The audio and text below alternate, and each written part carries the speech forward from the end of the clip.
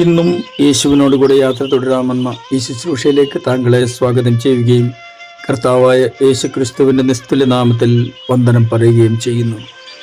നമ്മളൊക്കെ പലപ്പോഴും പലതിലും പരാജയപ്പെട്ടു പോകുന്നതിൻ്റെ പ്രധാനപ്പെട്ട കാരണം വളരെ ദൂരങ്ങളിൽ നിന്നുമാണ് നമ്മൾ എന്തെങ്കിലുമൊക്കെ പഠിക്കാൻ ശ്രമിക്കുന്നത്. നാം പലപ്പോഴും നമ്മിൽ നിന്ന് പഠിക്കാൻ മറന്നു പോകുന്നു. നമുക്ക് ചുറ്റുപാടുമുള്ളവരിൽ നിന്നും അടുത്തുള്ളവരിൽ നിന്നും പഠിക്കുവാൻ നമുക്ക് സമയം കണ്ടെത്താൻ കഴിയുന്നില്ല.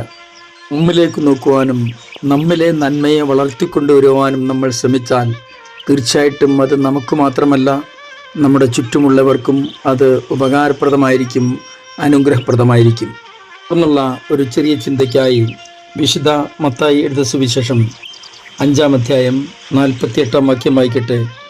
ആകയാൽ നിങ്ങളുടെ സ്വർഗീയ പിതാവ് സൽഗുണപൂർണൻ ആയിരിക്കുന്നത് പോലെ നിങ്ങളും സൽഗുണപൂർണർ ആകുവിൻ.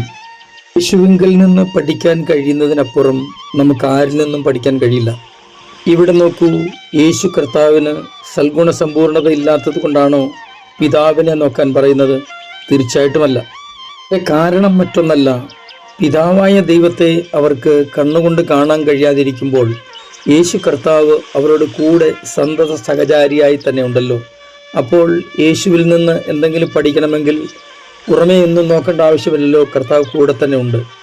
തൻ്റെ ഗുണം പ്രത്യേകിച്ചും വെളിപ്പെടുത്തേണ്ട കാര്യമില്ലെന്ന് അങ്ങനെ കർത്താവിന് നല്ല ബോധ്യമുണ്ട്.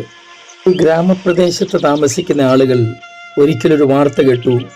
അവരുടെ നാട്ടിൽ എല്ലാ ഗുണങ്ങളും ഒത്തിണങ്ങിയ വിശുദ്ധനായ ഒരു മനുഷ്യൻ താമസിക്കാൻ വന്നിട്ടുണ്ടെന്ന്. കുന്നിൻ്റെ മുകളിലാണ് അദ്ദേഹം വാസമുറപ്പിച്ചിരിക്കുന്നത്. വാർത്ത കേട്ടപ്പോൾ രണ്ടാമതൊന്നും ആലോചിക്കാതെ ഒരാൾ നേരെ കുന്നിന് മുകളിലേക്ക് ഓടി.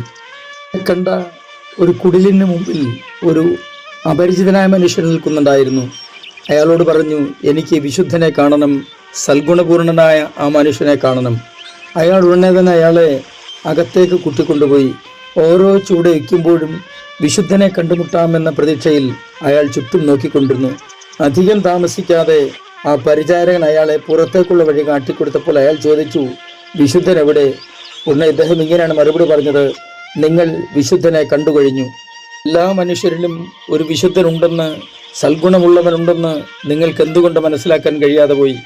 എല്ലാ അന്വേഷണങ്ങളുടെയും പരാജയ കാരണമെന്ന് പറയുന്നത് അടുത്തു നിൽക്കുന്നയാൾ ആരാണെന്ന് അറിയാൻ കഴിയാതെ പോകുന്നതാണ്. മനുഷ്യരെ കണ്ടെത്താനുള്ള തീർത്ഥയാത്ര അല്ല മനുഷ്യൻ്റെ ജീവിതം എന്ന് പറയുന്നത്. സമീപയുള്ള നല്ല മനസ്സുള്ളവരെയും നിഷ്കളങ്കരെയും മറ്റുള്ളവർക്ക് അധ്വാനിക്കുന്നവരെയും തിരിച്ചറിയാൻ നമുക്ക് കഴിയുമ്പോഴാണ് ഈ യാത്രകളൊക്കെ അന്വർത്ഥമാകുന്നത്.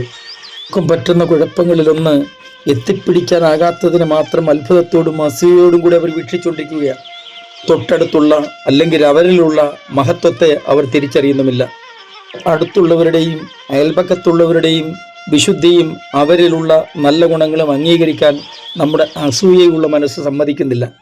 ഉള്ള പലതിനോടുമുള്ള ആരാധനയുടെ 100-1 നമുക്കുണ്ടായിരുന്നെങ്കിൽ, നമ്മുടെ അടുത്തുള്ളതിനോടുണ്ടായിരുന്നെങ്കിൽ ജീവിതം എത്ര വ്യത്യസ്തമാകുമായിരുന്നെന്നറിയുമോ? സ്വന്തം നാടിൻ്റെ സൗന്ദര്യം തിരിച്ചറിയാൻ കഴിയാത്തത് കൊണ്ടാണ് നമ്മൾ ദൂരയാത്രകൾ ചെയ്യുന്നത് സൗന്ദര്യം ദർശിക്കുവാൻ എന്നുള്ള കാര്യം എത്ര പേർ സമ്മതിക്കുമെന്ന് എനിക്കറിയില്ല. അടുത്തുള്ളവരെയും നാട്ടുള്ളവരെയും എല്ലാവരെയും കുറിച്ച് അപവാദം പ്രചരിപ്പിച്ച ശേഷം വിശുദ്ധനെ തേടി വിദേശത്തോ ദൂരങ്ങളിലോ അന്വേഷണത്തിനായി പോകുന്നതിൽ എന്താണ് അർത്ഥമുള്ളത്? ഇവിടെ തൊട്ടടുത്തുള്ളവരുടെ അശുദ്ധിയുടെ തെളിവ് തേടി പോകാതെ അവരിലെ നന്മ, അവരിലെ വിശുദ്ധി അത് തിരിച്ചറിയാൻ നമുക്ക് കഴിഞ്ഞാൽ നാട് മുഴുവൻ അല്ല, ലോകം മുഴുവൻ വിശുദ്ധമായി തീരും. അല്ലേ അഭികാമ്യം? അവൻ്റെ ആഗ്രഹം ഇങ്ങനെയാണ്, ഞാൻ വിശുദ്ധനായിരിക്കുന്നത് പോലെ നിങ്ങളും വിശുദ്ധരായിരിപ്പീൻ എന്നല്ലേ? നമുക്ക് അതിന് ശ്രമിക്കാം. ഞാൻ നിങ്ങൾക്കൊണ്ട് പ്രാർത്ഥിക്കുന്നു. സ്വർഗീയ പിതാവേ, എൻ്റെ എല്ലാ പ്രിയപ്പെട്ടവരെയും അങ്ങയുടെ കരങ്ങളിലേക്ക് ഏൽപ്പിച്ച് അനുഗ്രഹിച്ച് പ്രാർത്ഥിക്കുന്നു. ഞങ്ങളുടെ ജീവിതത്തിൽ ചുറ്റുപാടുകളെ നോക്കി നന്മ ഗ്രഹിക്കാൻ ഞങ്ങളെ സഹായിക്കണമേ. യേശു ക്രിസ്തുവിൻ്റെ അൻപുള്ള നാമത്തിൽ തന്നെ, ആമേൻ.